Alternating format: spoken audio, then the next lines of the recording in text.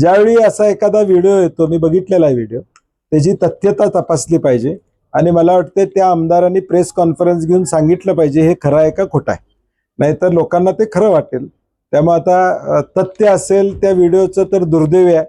त्यात गोदरेज कंपनी असं नाव येते, त्या गोदरेजला कुठलं कॉन्ट्रॅक्ट दिलेलं आहे याची माहिती घ्यावी लागेल. आम्हाला काय माहित नाही कोण कॉन्ट्रॅक्टर आहेत काय, आम्ही विरोधी पक्षात आहे त्यामुळे आम्हाला काय एवढं माहिती नाही.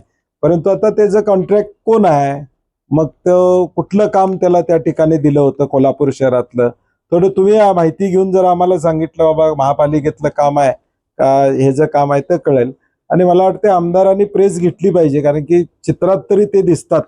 म्हणजे ते एआयचं आहे का परत, कारण की आता सध्या काही झालं की एआयवर ढकललं जाते आणि ती व्यक्ती कोण आहे त्याची माहिती त्या ठिकाणी घेतली पाहिजे आणि त्याची चौकशी व्हायलाच पाहिजे ना. ज्यावेळी एखाद्या लोकप्रतिनिधीचा व्हिडिओ असा बाहेर पडतो त्यावेळी त्याची खातरजमा, त्याच्याबद्दलची तथ्यता, म्हणजे खरं असेल तर खरं आहे का नाही, खोटं असेल तर मग त्यांनी गुन्हा दाखल केला पाहिजे ताबडतोब, की बाबा हे खोटं आहे, जिने व्हायरल केले त्याच्यावर गुन्हा दाखल केला पाहिजे असं माझं म्हणणं.